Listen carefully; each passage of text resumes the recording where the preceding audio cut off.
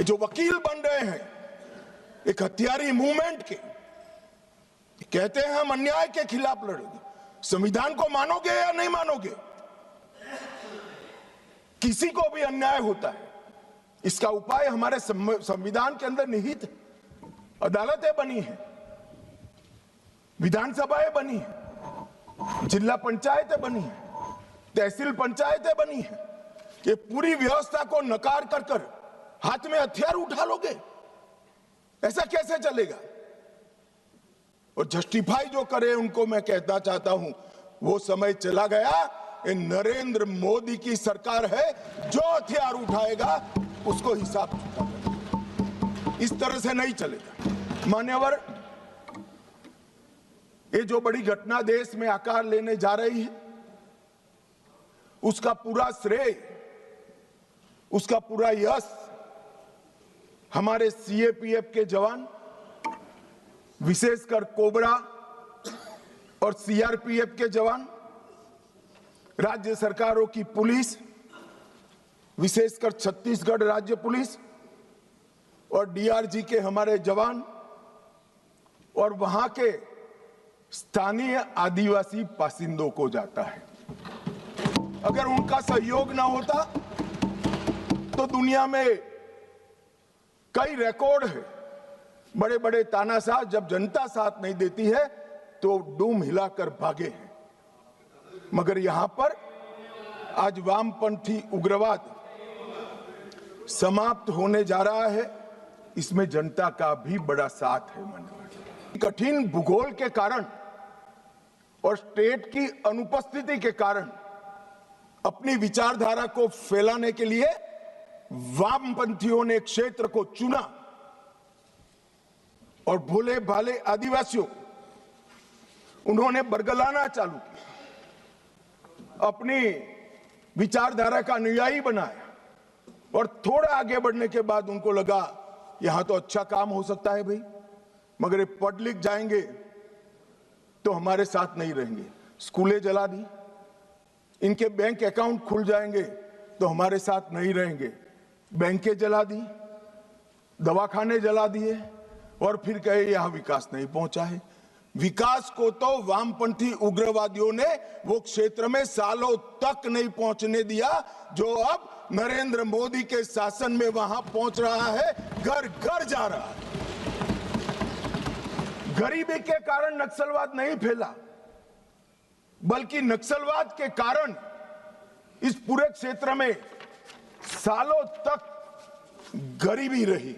और मान्यवर, आज तो मैं इस सदन में ये विचार को सिरे से खारिज कर रहा हूं। हम लोकतंत्र में हैं, हमने इस देश के संविधान को स्वीकार किया है। संविधान के माध्यम से ही आज इस महान सदन के हम सदस्य हैं। अन्याय किसी को भी हो सकता है, अन्याय किसी को भी हो सकता है, विकास कहीं पर भी कम ज्यादा हो सकता है।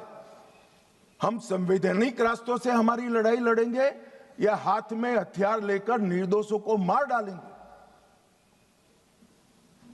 किस थ्योरी का यहां से समर्थन हो रहा था, मैं नहीं समझ रहा। अगर आप धमकाना चाहते हैं कि ये होगा तो ये भी हथियार उठाएंगे, ये होगा तो ये भी हथियार उठाएंगे, ये डरने वाली सरकार नहीं है मान्यवर, सबके साथ न्याय करने वाली सरकार।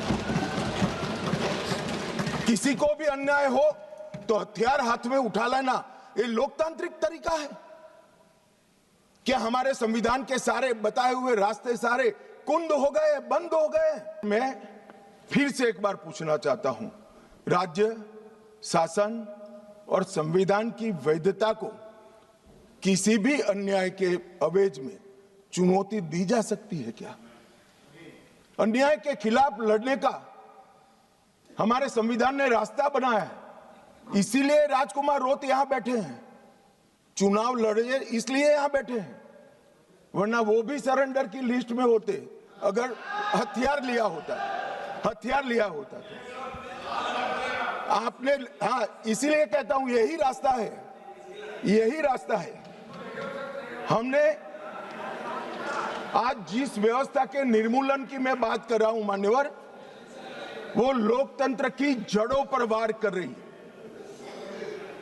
लोकतंत्र का मूल सिद्धांत है किसी भी समस्या का समाधान बहस से निकल सकता है, हथियारों से नहीं निकल सकता। मान्यवर, इन्होंने इस देश में वैक्यूम खड़ा करने का प्रयास किया, स्टेट का वैक्यूम, सारी व्यवस्थाएं नष्ट कर गवर्नेंस का वैक्यूम, संविधान पर से श्रद्धा खत्म कर संविधान का वैक्यूम और पुलिस थानों को जलाकर सिक्योरिटी का वैक्यूम खड़ा करने का प्रयास किया है। मैं आज इस मंच से देश की जनता को ये बताने आया हूं कि माओवादी हिंसा करने वालों के, नक्सलिज्म की हिंसा करने वालों का दिन लद गया है। अब सरकार ये लंबा समय नहीं चलेगी। इन्होंने संविधान और न्याय व्यवस्था को निशाना बनाकर संविधान का वैक्यूम खड़ा करना, कोई चुनाव न लड़े,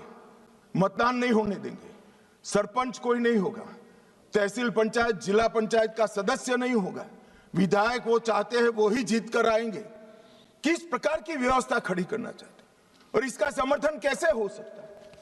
अब कह रहे हैं बातचीत करो, जो कह रहे हैं उनको मैं बताना चाहता हूं, मैं 50 बार कह चुका हूं सार्वजनिक मंचों पर, बस्तर में जाकर, बस्तर के हर तहसील में जाकर कह चुका हूं, हथियार डाल दीजिए, सरकार आपके पूरे पुनर्वसन की व्यवस्था करेगी, मगर हथियार नहीं डालेंगे।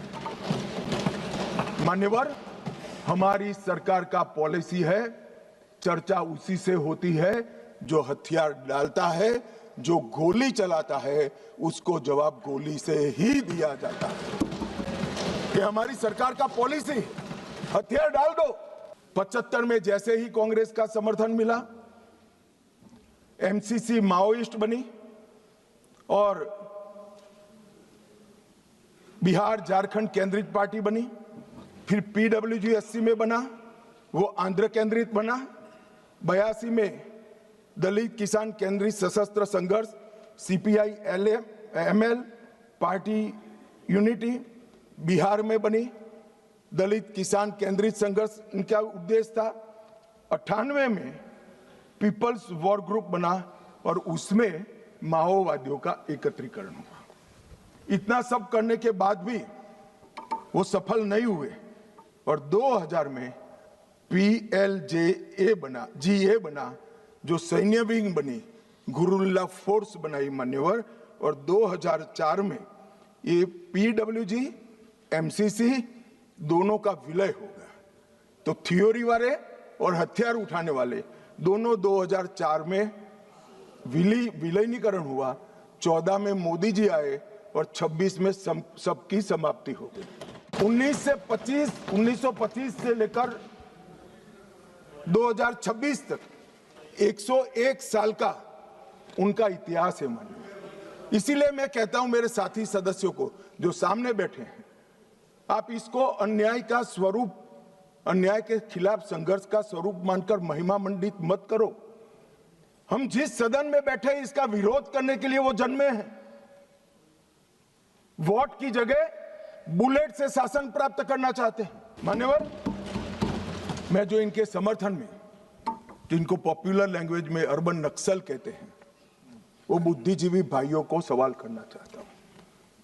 मैंने 6 दिन से लगभग 2000 आर्टिकल निकाले, सारे बुद्धिजीवी भाइयों ने लिखे हुए। मेरे पास इसका पूरा जिस्ट भी है। ये सभी आर्टिकलों में, सभी आर्टिकल हथियार उठाकर घूमने वाले माओवादियों के साथ चर्चा करो, वो न्याय के लिए लड़ रहे हैं, उनको मारना नहीं चाहिए, इनके प्रति सिंपैथी होनी चाहिए, सरकार विकास जल्दी करे, इस प्रकार के।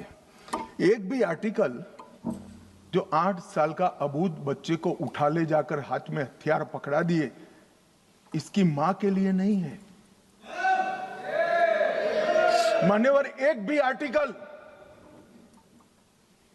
अपने गांव से खेत में जाते हुए किसान का पैर उड़ गया और पूरा जीवन दिव्यांग बन गया, इसकी सिंपैथी के लिए नहीं है। 5000 से ज्यादा सिक्योरिटी फोर्सेस लड़ते लड़ते शहीद हो गए, उनकी विधवाओं के लिए एक भी आर्टिकल नहीं है, इनके अनाथ बच्चों के लिए एक भी आर्टिकल नहीं है। आपकी मानवता संविधान तोड़कर हथियार लेकर घूमने वालों के लिए ही है। इनके हथियारों से जो नागरिक मारे जा रहे हैं, इनके लिए आपकी मानवता नहीं है। मानवता के दोहरे चरित्र को मैं स्वीकार नहीं करता मान्यवर।